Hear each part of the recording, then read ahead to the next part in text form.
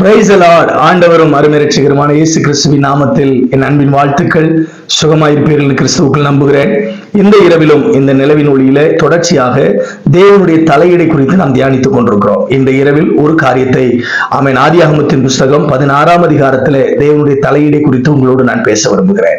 நம்ம எல்லாருக்கும் தெரியும், ஆதியாகமம் 16வது அதிகாரத்தில் ஆண்டவர் ஆகாரனுடைய வாழ்வில் தலையிட்டதை குறித்து நாம் வாசிக்க முடியும். பைபிள்ல 16வது அதிகாரம் 11வது வசனத்தில் நாம் வாசித்து பார்க்கும்போது, பின்னும் கர்த்தருடைய தூதனானவர் அவளை நோக்கி, நீ கர்ப்பவதியாய் இருக்கிறாய், ஒரு குமாரனை பெறுவாய், கர்த்தர் உன் அங்கலாய்ப்பை கேட்டபடியினால் அவனுக்கு இஸ்மவேல் என்று பெயரிடுவாயாக.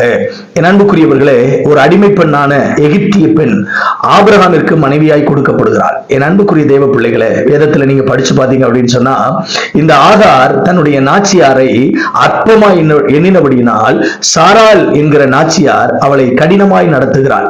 அங்கே தேவனுடைய அந்த திட்டத்திலிருந்து அவள் வழி விலகி அந்த கொடுக்கப்பட்ட தலைமைத்துவத்திற்கு அவன் அடங்கி இருக்க முடியாமல் அந்த அந்த அந்த சூழ்நிலையில அவள் அந்த தலைவனை விட்டும் தலைவியை விட்டும் ஓடி போகிறார். அப்படித்தான் ஓடி போகும் பொழுது ஆண்டவர் அவளை சந்திக்கிறார், அவள் வாழ்வில் தலையிடுகிறார் என்பதை நாம் வேதாகமத்திலே பார்க்க முடியும். என்னைக்கு தேவ பிரசன்னத்தை விட்டுட்டு, தேவ தரிசனத்தை விட்டுட்டு, தேவ திட்டத்தை விட்டுட்டு, தேவன் உங்களுக்கு வகுத்து கொடுத்திருக்கிற, ஆயத்தப்படுத்தி கொடுத்திருக்கிற தலைமைத்துவத்தை விட்டுட்டு, உறவுகளை விட்டுட்டு, நெருக்கடிகளை பார்த்து, உபத்திரவங்களை பார்த்து, பிரச்சனைகளை பார்த்து, பற்றாக்குறைகளை பார்த்து நீங்கள் விலகி ஓடும் பொழுது தேவன் உங்கள் வாழ்வில் தலையிடுவார். ஒருவேளை இந்த காணொலியை பார்க்கிற நீங்க உங்க வாழ்க்கையில தேவ தரிசனத்தை விட்டுட்டு, தேவ திட்டத்தை விட்டுட்டு ஓடுறீங்களா? நீங்க இருந்த இடத்திலிருந்து கர்த்தர் உங்களை உயர்த்த வேண்டும் என்று விரும்புகிறார். அந்த உயர்வுகள் வருவதற்கு முன்பதாக, அந்த எல்லைகள் விஸ்தாரப்படுவதற்கு முன்பதாக, அந்த தலைமுறையை தேவன் எழுப்புவதற்கு முன்பதாக சில உபத்திரவங்களின் ஊடாக நாம் பயணித்துத்தான் ஆக வேண்டும். சில நிந்தனைகளின் ஊடாக நாம் பயணித்துத்தான் ஆக வேண்டும். சில கடுமையான நெருக்கடிகளுக்குள்ளாக நாம் போய்த்தான் ஆக வேண்டும். ஆனால் நாம் அதிலிருந்து வழி விலகும் பொழுதும், அதிலிருந்து ஓடி போகும் பொழுதும், நம்மை மறைத்துக் கொள்ள ஓடும் பொழுதும் தேவன் தலையிட்டு நமக்கான வார்த்தைகளை நமக்கு கொடுத்து நம்ம எந்த எல்லையில் நிறுத்த வேண்டும் என்று அவர் விரும்புகிறாரோ அந்த எல்லையில் மறுபடியும் கொண்டு போய் நிறுத்தி நம்மை அவர் உருவாக்குவார். என் அன்புக்குரிய தேவ பிள்ளைகளே, இன்றைக்கு உங்க வாழ்வில் ஆண்டவர் தலையிட விரும்புகிறார். அவர் தலையிடும் பொழுது உங்கள் கண்கள் ஒரு நீரூற்றை பார்க்கும்.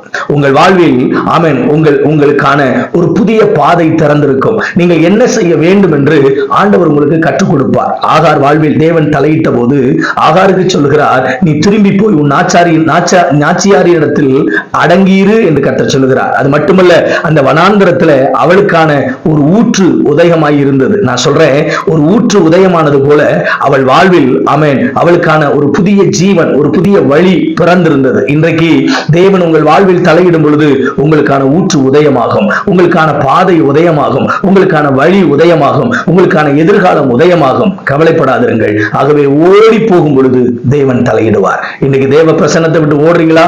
உங்க லைஃப்ல தேவன் தலையிட விரும்புகிறார். தேவ திட்டத்தை விட்டு ஓடுறீங்களா?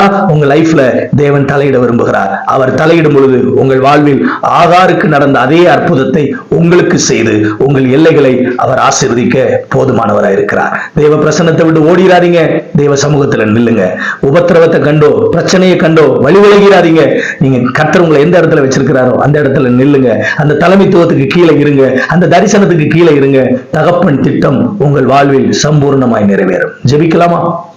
வானத்தையும் பூமியை உண்டாக்கின எங்கள் சர்வ வல்லமையுள்ள ஆண்டவரே, இந்த காணொலியை பார்க்கிற ஒவ்வொருடைய வாழ்விலும் கர்த்தர் நீர் எங்கே அவர்களை வைத்திருக்கிறீரோ அந்த எல்லையில், அந்த நிலையில் நின்று உங்க திட்டத்தை நிறைவேற்றுவதற்கு உங்களுடைய பிள்ளைகளுக்கு உதவி செய்யும். ஆண்டவரே, ஓடி போகிறவர்கள், தரிசனத்தை விட்டு ஓடி போகிறவர்கள், தலைமைத்துவத்தை விட்டு ஓடி போகிறவர்கள், தலைவனை விட்டு ஓடி போகிறவர்கள், ஆண்டவரே, இன்றைக்கு இரவிலே சந்திக்கப்படுவார்களாக. நீர் அவர்கள் வாழ்விலே தலையிடுவீராக. அவர்களுக்கான நீரூற்றை அவர்கள் காண்பார்களாக. கர்த்தர் அற்புதம் செய்வீராக. இயேசு கிறிஸ்துவின் நாமத்தில் ஜெபிக்கிறேன் நல்ல பிதாவே. ஆமென், ஆமென். God bless you. Have a good night. கர்த்தர் உங்களை ஆசீர்வதிப்பார்.